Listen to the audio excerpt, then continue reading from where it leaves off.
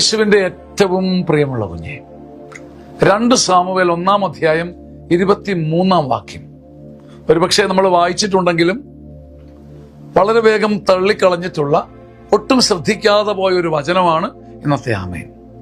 2 Samuel 1:23. സാവൂളും ജോനാഥനും കൊല്ലപ്പെട്ടുവെന്ന വാർത്ത ദാവീദ് കേൾക്കുമ്പോൾ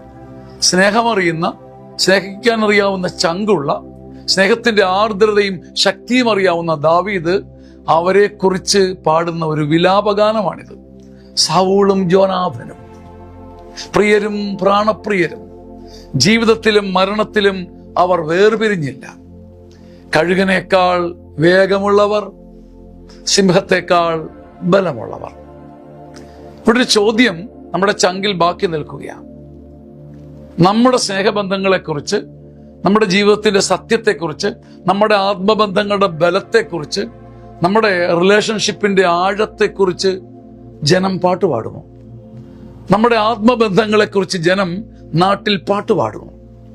നമ്മുടെ ജീവിതത്തിന് ശേഷമോ ജീവിത സമയത്തോ നമ്മുടെ ആത്മബന്ധത്തിന്റെ സത്യത്തെക്കുറിച്ച്, അവന്റെ സ്നേഹം, അവന്റെ ആത്മബന്ധം, അവന്റെ ഹൃദയബന്ധം, അത് സത്യമാണ്, അത് വേർപിരിയാത്തതാണ്, അത് അചഞ്ചലമാണ് എന്ന നമ്മുടെ സ്നേഹബന്ധത്തെക്കുറിച്ച്, നമ്മുടെ ബന്ധങ്ങളെക്കുറിച്ച് നാട്ടിൽ പാട്ടാകുമോ?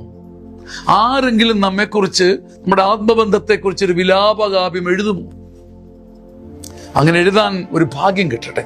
അത്ര ആഴമായ, അത്രയധികം ശക്തമായ, മനുഷ്യബന്ധങ്ങളെ ആഴമായി പൊതിയുന്ന, വേര് പിടിക്കുന്ന ആത്മബന്ധം ഭൂമിയിൽ കൊടുക്കാൻ നമുക്ക് കഴിയട്ടെ.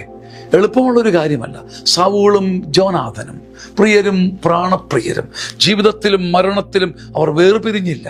അങ്ങനെ വേർപിരിയാത്ത നമ്മുടെ ആത്മബന്ധത്തെക്കുറിച്ച്, സ്നേഹിച്ചാൽ സ്നേഹിച്ചതാണ്, ചങ്ക് തരും, ഹൃദയം പറിച്ചു തരുമെന്ന് നമ്മെക്കുറിച്ച് പറയുന്ന സത്യമുള്ള പാട്ട് ഭൂമിയിൽ പാടുന്നവർ ഉണ്ടാകത്തക്ക വിധം നമുക്ക് നമ്മുടെ ബന്ധങ്ങളെ ഊട്ടിയുറപ്പിക്കാം. ആമേൻ.